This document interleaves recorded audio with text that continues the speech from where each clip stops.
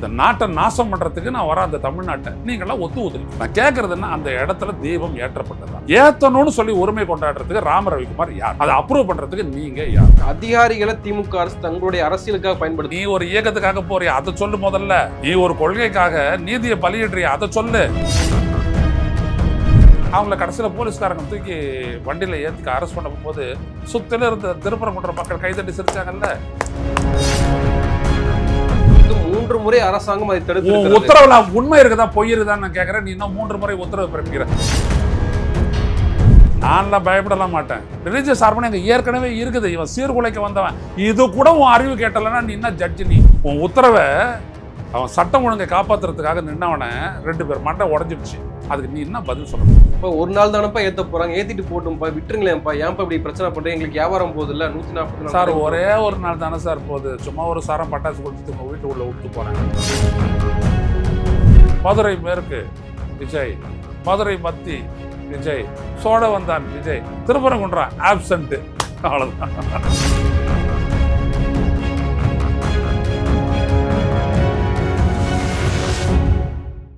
South beat நேயர்களுக்கு வணக்கம். இந்த நேர்காணலில் நாம் சிந்திக்கிருப்பவர் அரசியல் திறனாய்வாளர், எழுத்தாளர், மூத்த பத்திரிகையாளர் திரு ஐயநாதன் அவர்கள். வணக்கம். முதலமைச்சர் ஸ்டாலின் திருப்பரங்குன்றம் விவகாரத்தை குறித்து ஒரு ட்வீட் போட்டிருக்காரு. மாமதுரைக்கு தேவை வளர்ச்சி அரசியலா அல்லது அரசியலா, மக்களே முடிவு செய்வார்கள். எய்ம்ஸ், மதுரைக்கு நான் மெட்ரோ, தொழிற்சாலைகள், இதுதான் மக்களினுடைய தேவையாக இருக்கிறது அப்படின்னு அவர் சொல்லியிருக்காரு. அப்போ இங்க நடப்பது என்ன மாதிரியான அரசியல்? இப்போ ஒட்டுமொத்தமாக உச்சநீதிமன்றம் வரைக்கும் போய் மேல்முறையீட்டு மனு தாக்கல் செய்திருக்கிறது தமிழ்நாடு அரசாங்கம். எப்படி பார்க்குறீங்க இந்த சூழலை? பொதுவாக அரசியல் சக்திகள் வந்துட்டு ஒரு பிரச்சனையை உருவாக்குவாங்க. ஒரு பிரச்சனையை அரசினுடைய செயல்பாட்டில் ஒரு குறை இருந்ததுன்னா எடுத்து பேசுவாங்க. அதை வச்சு ஒரு சிக்கலை உண்டாக்குவாங்க, போராடுவாங்க. ஆனால் ஒரு சிக்கல் வந்துட்டு இல்லாத ஒன்றை இருப்பதாக காட்டி அதில் உரிமை இருப்பதாக சொல்லி நீதிமன்றம் ஒரு தீர்ப்பளிச்சுட்டு அதன் மூலமாக வந்துட்டு ஒரு சிக்கல் உண்டாகி அது ஒரு ரத்த கிளறி வரையும் ஏற்படும் உஷாரா இல்லைன்னா அப்படின்ற ஒரு நிலையில் இன்னைக்கு பார்த்தீங்க அப்படின்னம்னா அது தொடர்பாக ஒரு முதலமைச்சர் சொல்லும் பொழுது அவர் மக்கள்கிட்ட ஒரு விடயத்தை விட்டுறாரு. ஒரு முற்போக்கு ஜனநாயக அரசியல் உங்களுக்கு தேவையா? அது வளர்ச்சிக்கு ஒத்துடும். ஒரு பிற்போக்குத்தனமான மதவாத அரசியல் வேணுமா? அது ரத்த கிளறிக்கு வேண்டும். இல்லை எதுவும் உங்களுக்கு. அவர் சொல்றாரு, மதுரை மக்கள் விரும்புவது உயர் சிகிச்சை அளிக்கக்கூடிய மருத்துவமனை, வேகமாக போகக்கூடிய மெட்ரோ ரயில் போக்குவரத்து, தொழிற்சாலைகள் அமைந்து வேலைவாய்ப்பை உருவாக்கக்கூடிய தொழில் முன்னேற்றம், இதெல்லாம் தான் மக்கள் விரும்புவதுன்னு அவர் சொல்றாரு. இன்னொரு பக்கத்தில் இன்னொரு சாய்ஸ் இருக்குது. அதை மோடி, பாஜக, RSS அந்த கூட்டம் சொல்லுது. அடிச்சுக்குவோம், சாவுவோம், ரத்தம் சிந்துவோம், தீபம் ஏற்றுவோம் அப்படின்னு சொல்லி கடவுளின் பெயரால் ஒரு வன்முறையை தமிழ்நாட்டில் விதைப்பதற்கான முயற்சி நடைபெறுகிறது. இதை முறியடிக்க வேண்டிய ஒரு கட்டாயம் தான் தமிழக அரசு நடத்தி வரக்கூடிய சட்ட ரீதியான போராட்டம். இதுதான் முதல்வர் ஸ்டாலின் அவர்கள் சொன்னதனுடைய உள்ளீடான அர்த்தம். நீங்க ஒரு வழக்கு வருது, நான் எல்லாத்துலையும் பேசுறேன். நேற்று நான் அதான் பேசினேன் மாலை முரசில் கூட. நான் இப்போ சொல்றேன், அந்த தூணில் தீபம் ஏற்றப்பட்டதாக வரலாறு எங்க இருக்குது? உச்சி பிள்ளையார் கோயில், அதுக்கு மேல இருக்கக்கூடிய அது ஒரு ஸ்டாண்டு, அந்த இடத்துல வந்துட்டு ஏத்துறாங்க. நாங்கள் பார்த்தோம். முதல்ல நம்ம பார்க்கறது திருவண்ணாமலை, அடுத்தபடியாக ஏற்றப்பட்ட இடம்னா திருப்பரங்குன்றம் தான் பார்ப்போம். அப்புறம் பழனி வரும், அப்புறம் மற்ற இடங்கள்லாம் ஏற்றுவாங்க. அப்படியே பாக்ஸாக போட்டு டிவியில் காட்டுவாங்க. திருப்பரங்குன்றத்தில் 2024ஆம் ஆண்டு இந்த குன்றின் மீது உள்ள தூணில் தீபம் ஏற்றப்பட்டதா இல்லையா? இல்லை. நான் நீதிமன்றத்தை பார்த்து நீதிபதியை பார்த்து கேட்கிறேன், சாமிநாதனை பார்த்து கேட்கிறேன். 2023ஆம் ஆண்டு இதே மாதிரி அந்த தூண்ல தீபம் ஏற்றப்பட்டதா? இல்லை. 2022ல தீபம் ஏற்றப்பட்டதா? இல்லை. 2021ல தீபம் ஏற்றப்பட்டதா? இல்லை. 2020ல தீபம் இல்லை. 2010ல ஏற்பட்டதா? இல்லை. 2001ல ஏற்பட்டதா? இல்லை. யாராவது அங்க தீப யாத்திரைன்னு கோச்சிக்கினாங்களா? அப்படி ஏதாவது ஒரு வழக்கு உங்ககிட்ட வந்துச்சா? இந்த நீதிமன்றத்துக்கு வந்துச்சா? இல்லாத போது அந்த இடத்துல ஏத்தணும் அது அப்படின்னு ஒருத்தர் சொல்லிட்டு அது என் உரிமைன்னு சொல்றத நீங்க எப்படி அப்ரூவ் பண்றீங்க? இப்படி ஒருத்தரும் சொல்ற கிளம்பிட்டா நான் சொல்றேன், சாமிநாதன் வீட்டு முன்னாடி தான் என்னுடைய அந்த கிறிஸ்மஸ் ட்ரீயை வைப்பேன், அது என் உரிமை அப்படின்னு நான் சொல்றேன். உடனே நீங்க உரிமை காப்பாத்து சிஎஸ்எஃப் சேர்ந்து வையின்னு சொல்லுவீங்களா? அந்த தூண்ல தீபம் ஏற்றப்பட்ட வரலாறு எங்க இருக்குது சொல்லு. எங்கள் நம்பிக்கைன்றாங்க. ஏங்க நீங்க எதை வேணாலும் நம்புவீங்க, நம்பிக்கை தானே. நான் அவ்வளவுதான் நம்பினேன். அவன் தான் என்ன கல்யாணம் பண்ணிக்கணும், என் நம்பிக்கைக்கு மரியாதை கொடுங்கன்னு சொல்லிட்டு வந்தா நீ பொண்ணு ஏமா அவர் மேல எவ்வளவு நம்பிக்கை வச்சிருக்காரு, லவ் பண்ணுமா, தாலி கட்டிக்கமா அப்படி சொல்லுவியா நீ? நம்பிக்கைக்கு என்னங்க இருக்குது சட்டத்துல? Why do you come to சட்டத்துக்கு வரும்போது நீ ஏன் நம்பிக்கைக்கு வர? நீ என்ன கேட்டிருக்கணும்? நான் போனேன், நான் பார்த்தேன், என் மனசாட்சிக்கு தெரிஞ்சிச்சு. உன் மனசாட்சிக்கு என்ன தெரிஞ்சிச்சு? என்னையா தெரிஞ்சிச்சு உங்க மனசாட்சிக்கு? எனக்கு 70 வயசு ஆச்சு, இப்படியெல்லாம் நீதிமன்ற தீர்ப்பெல்லாம் கிடையாது. நீங்க என்ன வினோதத்தை படைக்கிறீங்க? என்ன அந்த இடத்துல நடந்துச்சு சொல்லுங்க. அந்த தூணுல தீபம் ஏற்றிய வரலாறு அங்க இருக்கக்கூடிய திருப்பரங்குன்றத்துல வாழற ஒருத்தன் சொல்லட்டும், அந்த இடத்துல தீபம் இந்த ஆண்டுல ஏற்றப்பட்டது. அங்க இருக்கிற வயசானவங்க எல்லார்கிட்டையும் போய் கேளு. நீதிமன்றம்னா ஒரு மதிப்பு வேணா உங்களுக்கு? வந்துடுச்சு வழக்கு. ராம ரவிக்குமார் அப்படின்ற ஒருத்தர் போட்டாரு. அவர் பக்தரா சன்னியாசியா போடலாங்க அதெல்லாம் எங்களுக்கு தெரியும். உங்களுக்கு தெரியுதா இல்லையா? எங்களுக்கு தெரியும். அவங்களுடைய பின்னணின்னா ஏன் ஜட்ஜே உங்களுடைய பின்னணி என்னன்னு தெரியும். நீங்க ஒரு RSS பின்னணி கொண்டவர், எல்லாம் தெரியும். அதான் உங்களை இயக்குது, அதுவும் தெரியும். நான் கேட்கறது என்னன்னா, நீங்க என்ன சொல்லணும்? இப்படி ஒரு வழக்கு வந்திருக்குது.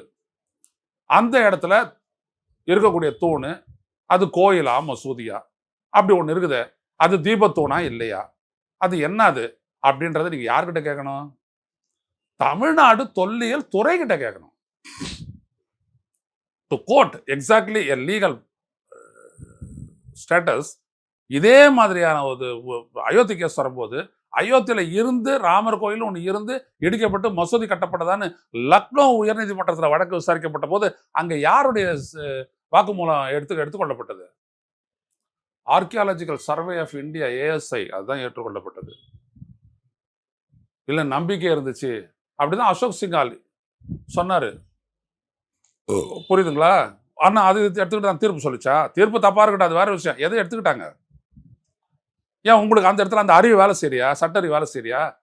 நீங்க அரசு வழக்கறிஞரை பார்த்து கேட்க வேண்டியதானே, இது சம்பந்தமா யாரை வச்சு உறுதிப்படுத்தணும்? நான் you are not the authority. ASI is the authority. புரியுதுங்களா? அப்போ ஒரு பக்கம் காசி விஸ்வநாதர் கோயில் இருக்குது, இன்னொரு பக்கம் வந்துட்டு சிக்கந்தர் ஷேக் அவருடைய இது இருக்குது. எல்லாம் இருந்துட்டு போட்டோம். நாங்கள் இந்த ஆண்டி போவோம், அந்த ஆண்டி போவோம், எங்கே வேணாலும் போவோம், வருவோம், வந்துடுவோம். நான் கூட ஆன்மீகவாதி தான். நான் போவேன், அண்ணா வேளாங்கண்ணி அம்மா கோயிலுக்கு போவேன், வணங்குவேன். இங்கே சின்ன பொழுதுலேருந்து நான் வந்து சின்னமலையில் போயிட்டு கும்பிடுவேன். இங்கே பிள்ளையார் கோயிலையும் பாட்டு கேட்பேன், கும்பிடுவேன், எல்லாம் பண்ணுவேன், பொங்கல் வாங்கி திம்பேன். இது நான் தமிழன், ஏன் பண்டிகை இல்லை. நீ யார் அதை சொல்றதுக்கு இந்துன்னு? அந்த சொல்லிட்டு பெட்டிஷன் போடுறவன் இந்துன்னு சொல்றான். இது இந்து பண்டிகைன்னு தானே சொல்ற. கார்த்திகை தீபம் இந்து பண்டிகைன்னு தானே சொல்ற. உன்னுடைய தினமலர் பத்திரிகையெல்லாம் கூட எழுதுத. நான் என்ன கேட்கறேன்னா, இது இந்து பண்டிகை தானே, ஏன் அது வந்து கேரளால கொண்டாடல, கர்நாடகாவில் கொண்டாடல, ஆந்திராவில் கொண்டாடல, வட இந்தியாவில் கொண்டாடல கார்த்திகை தீபத்தை? அப்ப தெரியுது இல்ல, எங்க பண்பாடு வேற, அவங்க பண்பாடு வேறன்ட்டு. அப்புறம் RSS காரன் ஒருத்தன் வந்து கேஸ் போட்டானோடனே நீ எப்படி நீ போடுறாது? அது ராஷ்டிரிய அப்படின்னும் போது அது வேற பக்கம் இல்ல. நாங்க தமிழர்கள், எங்களுடைய மரபு கார்த்திகை. நாங்க அந்த தீபத்தை சிவன் கோயிலையும் முருகன் கோயிலையும் ஏத்துவோம், வீட்டுக்கு வீடு ஏத்துவோம். இவ்வளவுதான். உங்களுக்கு அந்த தீப ஆவலி அது வேற, அது மகாவீர் சொல்லி அது வந்தது, அது நீங்க கபலீகரம் பண்ணிட்டீங்க, அது வேற கதை. இது தமிழன்து. அதுல முதன்மையானது திருவண்ணாமலை. அப்புறம் எல்லா கோயிலையும், முருகன் கோயில் இருக்கிற இடம் எல்லா கோயிலையும் நான் ஏற்றுவோம். எல்லா கோயிலையும் தான் ஏற்றுவோம். வீடு ஃபுல்லாக ஏற்றுவோம். முதல் நாள் ஏற்றுவோம், 2வது நாள், 3வது நாள் வந்துட்டு கழிவறையில கூட நாங்கள் ஏற்றி மேலே வைப்போம். தெரியுமா உங்களுக்கு? அது 3 முறை உத்தரவு பிறப்பித்து 3 முறை அரசாங்கம் அதை தடுத்து உத்தரவுல உண்மை இருக்குதா பொய் இருக்குதான்னு நான் கேட்கறேன். நீ இன்னும் 3 முறை உத்தரவு பிறப்பிக்கிற. முதல் உத்தரவுல என்ன இருக்குது? நான் கேட்ட கேள்வி அடிப்படையிலானது. Whether there is a case இருக்குதான்றது நீ சொல்லு. நான் பேசுறதே விட்டுறேன், பேசாத உட்காந்துடுறேன் வீட்டில். நான் எதுக்கு பேசணும் சொல்லு. என் அறிவுக்கே எட்டலையா நீ என்ன அறிவோட நீ செயல்பட்ட அப்படின்றதுனா அப்புறம் என்ன இருக்குது இந்த நாட்டில்? நீ சாதாரண ஆள்லாம் கிடையாது சாமிநாதன் அவர்களே, நீங்கள் சாதாரண ஆள்லாம் கிடையாது. You are the judge of the high court. நீங்க ஆரம்பத்துல இருந்து எச்ஏல உருள்றது உரிமைன்றீங்க. இதெல்லாம் என்ன ஆளு நீங்கெல்லாம்? நான் கேட்கிற கேள்வினா, அங்க எப்ப ஏற்றப்பட்டது, எப்ப நிறுத்தப்பட்டது, இதை மட்டும் சொல்லிட்டு போயா. ஆனா புராணம் இதிகாசம் அப்படிலாம் போகக்கூடாது. அதெல்லாம் உனக்கு வந்து புராணலா, இதிகாசாலா, சாணக்கியலா, அதெல்லாம் நீ படிச்சுட்டு வந்து டிகிரி வாங்கின பிஎல். ஆனா இல்ல, அதெல்லாம் நீ இழுத்துட்டு வராத. அந்த குப்பையெல்லாம் நீ வீட்டுல சுமக்கலாம், கோர்ட்ல சுமக்க கூடாது. நீங்க பேசுறதெல்லாம் புராணம் இதிகாசம் எல்லாம் கதை, புரியுதா? அதெல்லாம் நாங்க எடுத்துக்க முடியாது. இவ்வளவு திருவிளையாடல் புராணம் இருக்குது, அதெல்லாம் சொல்லிட்டு அதுபடி என்னது, சிவனும் பார்வதியும் ஹஸ்பண்ட் ஒய்ஃப், ஒத்துக்கவியா நீ? அந்த மாதிரி சக்தி சிவன்ற கோட்பாடு அப்படிப்பட்டதா? அது ஆன்மீகம் தெரிஞ்ச யாராவது பேசுவான் அந்த மாதிரி? எனவே விஷயம் வேற. நான் கேட்கறது பிராக்டிக்கலா, அங்க அது நடந்துச்சா இல்லையா? நடக்கலைன்னா இந்த ஆளு ராமகுமார் ரவிக்குமார் கேட்கறான்றதுக்காக நீ எப்படி அவனுக்கு அந்த ரைட்டு கொடுக்குற? இல்லாத ஒண்ணுத்துக்கு எப்படி நீ கொடுப்ப உரிமை? இதை மட்டும் பதில் சொல்லிட்டு நீ கேட்பாங்க. நான் பேசுறதே விட்டுறேன். நேற்று இப்போ தமிழ்நாடு அரசு வந்து நீதிபதி ஜி.ஆர். சுவாமிநாதனுக்கு எதிராக அந்த அவர் கொடுத்த தீர்ப்புக்கு எதிராக மேல்முறையீட்டு மனுக்கு போனப்போ அந்த ஜட்ஜ் ஜெயச்சந்திரன் சொல்றாரு, ஒருவேளை அதாவது அந்த சிக்கந்தர் தர்கா பக்கத்தில் இருக்கக்கூடிய தூண்ல நீங்க ஏற்ற விடாம தடுத்ததுனால நீங்க வந்து ரிலீஜியஸ் ஹார்மோனியை வந்து நல்லா வச்சிருக்கீங்களா, ஒரு சமூக நல்லிணக்கத்தோட நீங்க வச்சிருக்கீங்களா, அது கட்டுப்படுத்த முடியுமா அப்படின்னு கேட்கிறாரு. நீதிபதிகளே, நீங்கெல்லாம் அர்த்தத்தோட தான் பேசுறீங்களா? அடிப்படையில் அங்க அது நடந்துச்சா? நடக்காத ஒரு இடத்துல நடத்துறதுக்கு ஒருத்தன் போறான் அப்படின்னோம்னா அவனுடைய நோக்கம் உங்களுக்கு புரியலையா? இல்ல சாமிநாதன் மாதிரி நீங்களும் அதே குப்பையில ஒரு அதே குட்டையில ஒரு முட்டைங்களா? பெருந்தரையர் சொல்லுவாரு, ஒரே குட்டையில ஒரு மட்டையா நீங்களும்? ஜெயச்சந்திரனும் ராமகிருஷ்ணனும் கண்டம்ட்டு போடுங்க, நான் வரேன், உள்ள கூட இருக்க தயார். ஆனா உண்மை இஸ் இம்பார்ட்டன்ட். என்ன எழுதி வச்சிருக்கிறேன் பாக்குறல்ல? Truth, only the truth, nothing but the truth, இது அப்சல்யூட் ட்ரூத், அவ்வளவுதான். நான்லாம் பயப்படலாம் மாட்டேன். என்னது இது பெரிய ரிலீஜியஸ் ஹார்மனின்றது இங்கதான் இருக்குதா? ரிலீஜியஸ் ஹார்மனி அங்க ஏற்கனவே இருக்குது. இவன் சீர்குலைக்க வந்தவன். இது கூட உன் அறிவு கேட்டலன்னா நீ என்ன ஜட்ஜ்? நீ ஆர்எஸ்எஸ் காரன் ரிலிஜியனுக்காக இருக்கிறானா, ரிலீஜியஸ் ஹார்மனிக்காக இருக்கிறானா? அது சொல்லு முதல்ல. நீ நான் பத்திரிகையாளர், நீ ஜட்ஜு. உங்களை விட வரலாறு எங்களுக்கு தெரியும், எங்க கிட்ட சொல்லாதீங்க. இந்த நாட்டை நாசம் பண்றதுக்கு நான் வரேன், அந்த தமிழ்நாட்டை நீங்கெல்லாம் ஒத்து ஊத்துறீங்க. நான் கேட்கறதுன்னா, அந்த இடத்துல தீபம் ஏற்றப்பட்டதா? ஏத்தணும்னு சொல்லி உரிமை கொண்டாடுறதுக்கு ராம ரவிக்குமார் யார்? அதை அப்ரூவ் பண்றதுக்கு நீங்க யார்? அது சொல்லு. அப்புறம் நீங்க சொல்றது அது ரிலீஜியஸ் ஹார்மனிக்கு வர்றது உரிமையை சட்டத்தை சட்ட ஒழுங்கை காட்டியோ வன்முறையை காட்டியோ மறுத்துடல் ஆகாது, ஒத்துக்கிறேன். உரிமை எங்க இருக்குதுன்றதை நீ காட்டு. இப்போ மக்கள் கிட்ட ஒரு உணர்வு ஏற்படும்ல, இப்போ ஒரு நாள் தானப்பா ஏத்த போறாங்க, ஏத்திட்டு போட்டும்பா, விட்டுருங்களேன்ப்பா, ஏன்ப்பா இப்படி பிரச்சனை பண்றேன், எங்களுக்கு வியாபாரம் போகுது இல்ல, 144 சார் ஒரே ஒரு நாள் தானே சார் போகுது. சும்மா ஒரு சாரம் பட்டாசு கொளுத்து உங்க வீட்டு உள்ள விட்டு போறேன், நாளைக்கு வந்து நான் கொளுத்த போறேன், பரவாயில்லையா? ஒரே ஒரு நாள் வந்துட்டு ஒரு பெட்ரோல் பாம்பு அடிச்சுட்டு போனதுக்காக என்ன குற்றவாளின்றீங்க? ஒரு நாள் தானே சார் அடிச்சேன், குற்றவாளி இல்லையா சார்? நான் ஒரே ஒரு வீட்டை தானே சார் திருடினேன், அந்த தெருல இருந்த எல்லா வீட்லயுமா சார் நான் திருடினேன் அப்படின்னு சொல்றேன், குற்றம் இல்லை, விட்டுறலாமா? என்ன நீங்களாம் ஜட்ஜு? என்ன நீதி பண்றது? நான் அடுத்த தலைமுறை யோசிக்கிறேன். நான் உங்களையெல்லாம் யோசிக்கவே இல்லை ஜட்ஜ் அவர்களே, உங்களை யோசிக்கல. நான் அடுத்த தலைமுறை யோசிக்கிறேன். இப்படி இல்லாமடா இருப்பாங்க ஜட்ஜுங்கன்ட்டு. எதிர்காலம் குற்றம் எவனாவது எதிர்த்து பேசினாரா? இதோ அந்த ஐயா அதை பேசிட்டேன், அவ்வளவுதான். My conscious is clear. நான் வந்து சாமிநாதன் கான்சியன்ஸ் கிடையாது, அந்த மனசாட்சி அது வசதியான மனசாட்சி, எந்த கடமை, அவ்வளவுதான். எனது கேள்வி அவ்வளவுதான். 2001 to 2021 அந்த தூண்ல தீபம் ஏற்றப்பட்டதா? அது தீபத்தூணா? இதான் என்னோட கேள்வி. இப்போ உச்சநீதிமன்றம் என்ன சொல்ல போறாங்க? இப்போ தமிழ்நாடு அரசாங்கம் வந்து மனு தாக்கல் பண்ணியிருக்காங்க. அந்த மனு தாக்கல் சரியாக செய்யப்பட்டிருந்தால் அது 2 நாட்கள்ல பட்டியலிடப்படும் விசாரணைக்கு அப்படின்னு உச்சநீதிமன்ற தலைமை நீதிபதி சொல்லியிருக்காரு. அப்போ இந்த பேட்டில் இருக்குல்ல, தமிழ்நாடு அரசு இந்த பேட்டில சரியா தான் பண்றாங்கன்னு நினைக்கிறீங்களா? பேட்டில் யாருக்கு எதிராக வந்துச்சு? யார் இந்த பேட்டில தொடுத்தது? யார் இந்த பேட்டில எதிர்கொண்டிருக்கணும்? சரியா சாமிநாதன் இல்லாத வேற ஒரு ஜட்ஜ் இருந்தானா அவருடைய தீர்ப்பு எப்படி போயிருக்கு அந்த தீர்ப்பு? நான் சொல்கிறபடி ஆயிருக்குமா? நீ யாரு? அங்கே நீ ஏன் போயிட்டு கொளுத்த போகிற? உனக்கு அதுக்கு என்ன சம்பந்தம்? அது தீபத்தொன்று நீ எப்போ கண்டுபிடிச்ச? உனக்கு என்ன வயசு நிற்க 50 ஆச்சு. இது ராம ரவிக்குமாருக்கு ஒரு 50 வயசு ஆயிருக்கும்ல. உன் 49வது வயசில் உனக்கு அந்த அறிவு இல்லையா? 48வது வயசில் உனக்கு அங்கே அறிவு இல்லையா? 47வது வயசில் அறிவு இல்லையா? உனக்கு எப்போ அதை பற்றி புரிதல் வந்தது? எங்கே உட்காந்து திட்டமிட்டேன்? இந்த கேள்வியெல்லாம் நான் கேட்டுட்டு இருக்கோம் ஜட்ஜாக இருந்தேன். இது பூனையை கட்டிட்டு சகுனம் பார்க்குற மாதிரி நான் சாமிநாதனை வச்சுட்டு நீதியை தேடுறேன். விளங்குமா அது? ஆர்எஸ்எஸ் காரன்னு பச்சையா தெரியிற ஒருத்தங்கிட்ட கேஸ் போச்சுன்னா என்ன ஆகும்? தள்ளுபடி பண்ணிட்டு மீண்டும் அவர்கிட்ட போங்க. அது தள்ளுபடி பண்ணிட்டு மீண்டும் அவர்கிட்ட விசாரிப்பாரு, அவரே விசாரிப்பாரு, மீண்டும் உத்தரவு இன்னும் 2 உத்தரவு நீதிபதிகள் போடுறாங்க. அதான் நான் அவங்களை கேட்குறேன், ஒரே குட்டையில் ஒரு மட்டையானு கேட்குறேன் நான். உங்களுக்கெல்லாம் என்னங்க சமூக அக்கறை இருந்துச்சு? ஒரு போலீஸ்காரனை பார்த்து கேள்வி கேட்குறீங்களே, போயிட்டு கொடுத்து அப்படின்ட்டு. அந்த போலீஸ்காரனுடைய வேலை என்ன? உங்களுடைய உத்தரவு நிறைவேற்றணும், உண்மை. அங்கே கலவரம் வராமல் தடுக்கணும், காப்பாற்றணும், உண்மை. இன்னைக்கு 2 போலீஸ்காரனுடைய மண்டை உடைஞ்சதை நீ என்ன பதில் சொல்ல போற? உன் உத்தரவை அவன் சட்டம் ஒழுங்கை காப்பாத்துறதுக்காக நின்னவனை 2 பேர் மண்டை உடஞ்சிடுச்சு. அதுக்கு நீ என்ன பதில் சொல்ல போற? நீ சொல்றபடி அப்படி திறந்து விட்டுட்டு இருந்தா எதுவுமே நடந்திருக்காதுன்னு சொல்ல போறியா? அது சிறுபிள்ளைத்தனமான பொறுப்பற்ற வாதமா போயிடும். நீங்கெல்லாம் நாங்க வசதியா இருக்கிறீங்க, பாதுகாப்போட இருக்கிறீங்க, நீங்க என்ன வேணாலும் சொல்லிட்டு போலாம். ஆனா இந்த அரசு, இந்த போலீஸ், நீதிமன்றத்தை கட்டுப்பட்டது, ஜுடிஷியரி போங்க. இந்த அரசு செஞ்சது 100% ரைட்டு. என்ன செய்யல? வாங்கியிருக்கணும், அடி பின்னி எடுத்துருக்கணும். நான் போலீஸ் மந்திரியா இருந்திருந்தேன் அப்படின்னம்னா அப்ப தெரிஞ்சிருக்கும். இப்ப இந்த இடத்துல ஜெயலலிதா இருந்தாலும் கேஸே வந்திருக்காது. அது தெரியுமா உங்களுக்கு? நீதிபதி அவர்களே, பல விஷயங்கள் நடந்திருக்காது. கரூர் சம்பவம் நடந்திருக்காது, இந்த சம்பவம் நடந்திருக்காது. இந்த சம்பவங்கள்லாம் நடக்கிறதுக்கு காரணம் தமிழக முதலமைச்சர் ஸ்டாலின் தான். அவர்கிட்ட இருக்கக்கூடிய தயவு, தாட்சணியம், தயக்கம் தான் எல்லாத்துக்கும் காரணம்.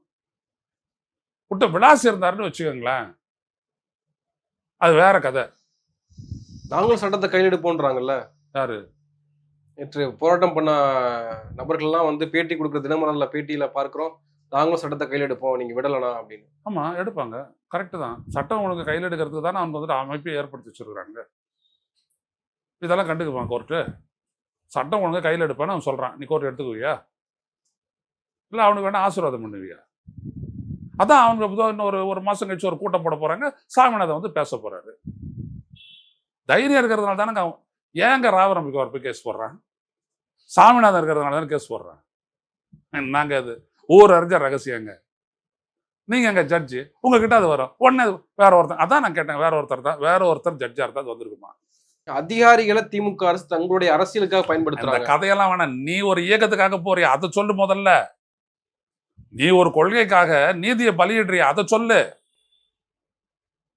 எங்களுடைய பாரம்பரியம், எங்களுடைய வழிபாடு, நாங்க அதை செஞ்சுக்கிட்டு தான் இருக்கிறோம். எந்த பிரச்சனையும் இல்லை. அதான் நீங்க சொன்னீங்களே, கொடி போயிட்டு தீபம் ஏற்ற சொல்லி அவங்கள கடைசியில் போலீஸ்காரங்க தூக்கி வண்டியில ஏற்றிக்க அரெஸ்ட் பண்ண போது சுத்தில இருந்த திருப்பரங்குன்ற மக்கள் கைதட்டி சிரிச்சாங்கல்ல, அவங்கள பார்த்து கைதட்டி சிரிச்சாங்கன்றது இல்லை.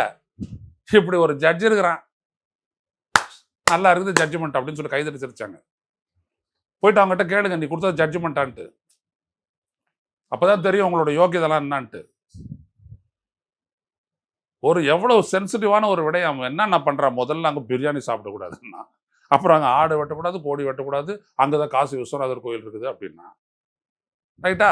நடக்கலை, ஒன்றும் வேவலை.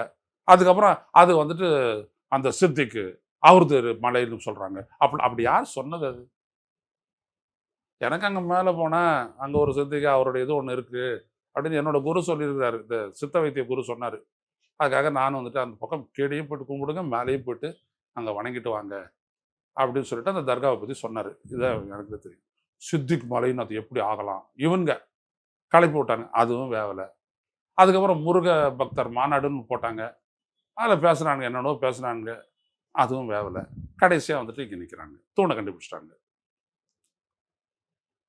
இவ்வளவு நடக்கும் போதும் நீதிமன்றம் செஞ்சு கொடுக்கல. சாமிநாதன் வந்துட்ட உடனே போ கொளுத்து கொளுத்து அப்படின்றது. எதிர்க்கட்சி தலைவர் எடப்பாடி பழனிசாமி முழுமையாக அந்த தீர்ப்பு ஆதரிக்கிறாரு. அற்றவர் ஜெயலலிதா கிட்ட இருக்கிறத இவர்கிட்ட எதிர்பார்த்தீங்கன்னா தப்புன்னு அவர் சொல்றாரு. சோற்றால் அடித்த பிண்டங்கள்ல தமிழ்ல ஒரு சொற்றடை இருக்கு. சாப்பாடு சாப்பிடுவான், தூங்குவான், மறுபடியும் பசியத்தை சாப்பிடுவான், வேறு எதுக்குமே லாயக்கு இல்லை, அவ்வளோதான் அப்படின்னு ஒரு பிறவி இருக்குதுன்னா அது சோட்டாலிட்டி தப்பிட்டான் அப்படின்னு சொல்லுவாங்க. அதான் அது. அதுகிட்டலாம் அதுக்கு என்ன தெரியும்? நெஞ்சில் துணிச்சல் இருக்கணும், தீரம் இருக்கணும், தமிழன்ற உணர்வு இருக்கணும், அதெல்லாம் கிடையாது. அவள் இல்லாதவங்ககிட்ட போயிட்டு என்ன நீங்கள் தேடுவீங்க? அவங்களும் ஒரு திராவிட கட்சிகளுடைய நீச்சி தானே. அவங்க என்னைக்கு சொன்னாங்க திராவிட கட்சினா? திராவிடம் ஆரியம் அதுக்கெல்லாம் ஆராய்ச்சிக்க நான் தயாராக இல்லைன்னாரு. அவர் தான் சொன்னாருங்களேங்க. சேக்கிழார் எழுதிய கம்பராமாயணம்னாரு. அப்புறம் மறுபடியும் போயிட்டு அவர்கிட்ட கேள்வி கேட்கலாமா? நம்ம ஊடகங்களுக்கு வேற வேலை இல்லை. அவர் எதை சொன்னாலும் விவாதிக்கும், அவர் எதையும் சொல்லாட்டாலும் விவாதிக்கும். இப்போ என்ன சொல்றாரு பன்னீர்செல்வம்? பன்னீர்செல்வம் போயிட்டு மரியாதை நிமித்தமாக சந்திச்சேன். ஏற்கனவே மரியாதை எடுத்துட்டு போயிட்டாரு மோடி.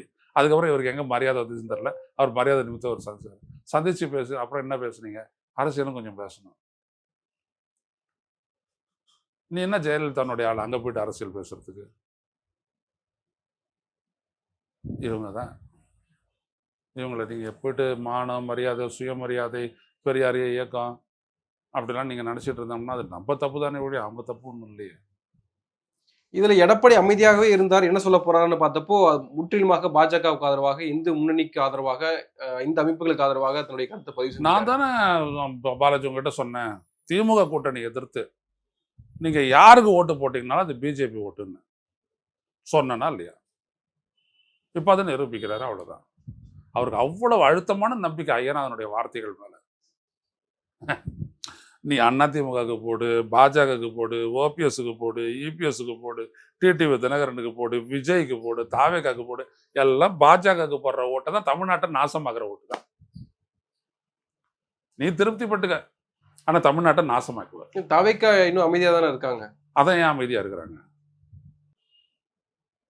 ஏன் அமைதியா இருக்கணும்?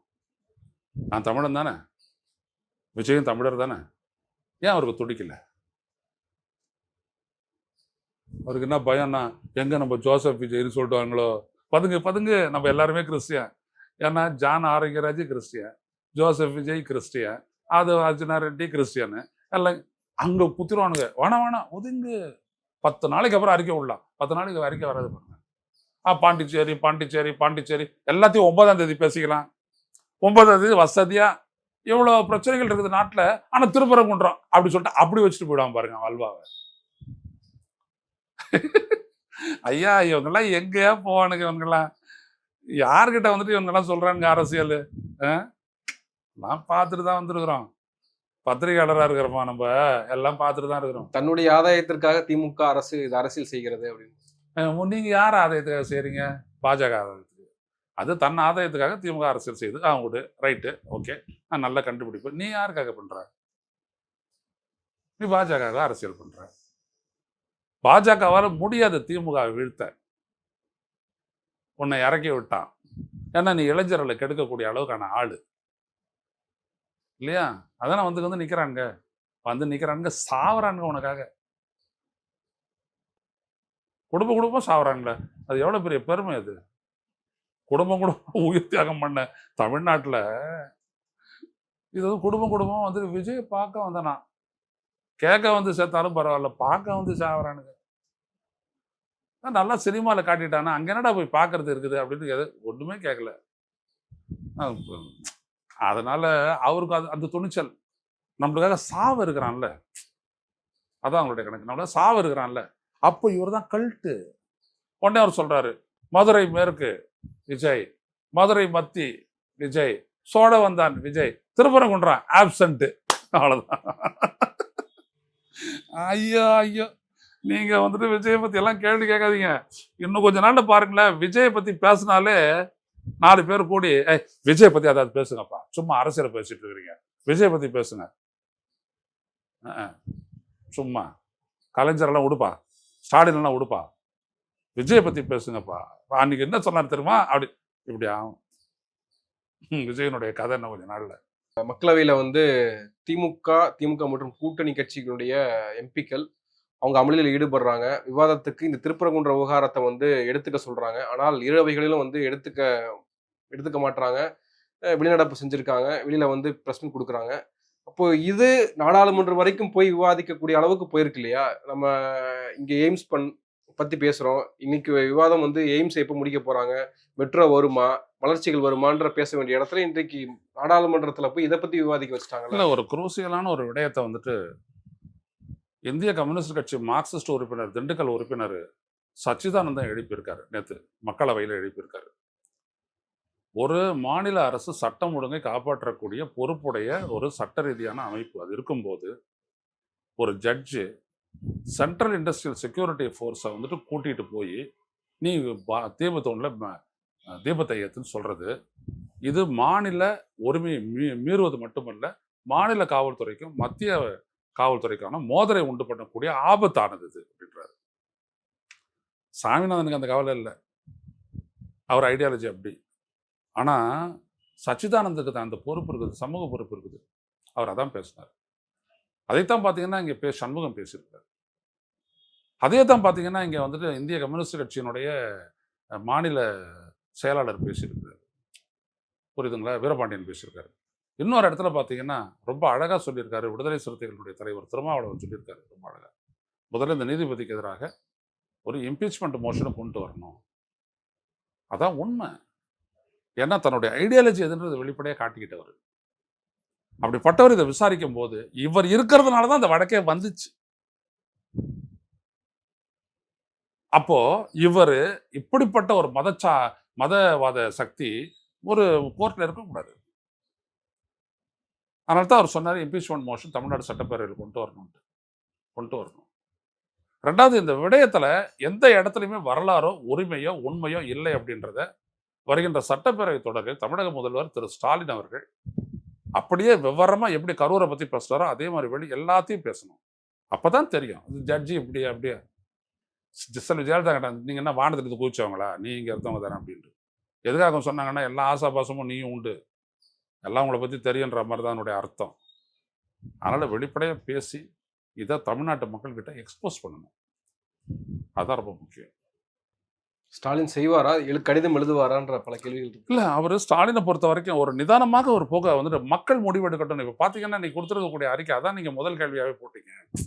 வேண்டுமா, வளர்ச்சி வேண்டுமா அல்லது அந்த மதவாத அரசியலா அப்படின்னு அவர் கேட்கிறாரு. டேஷ் போட்டு கேட்குறாரு. மக்கள் முடிவெடுக்கட்டும் அப்படின்னு அவர் சொல்றாரு. ஆனால் அதற்குள்ள அடங்கி இருக்கக்கூடிய விடயங்கள் இவ்வளவு இருக்குது. ஸோ அதான் நன்றி, நிறைய விஷயங்களை பகிர்ந்துருக்கீங்க. உங்கள் நேரத்துக்கு மிக்க நன்றி.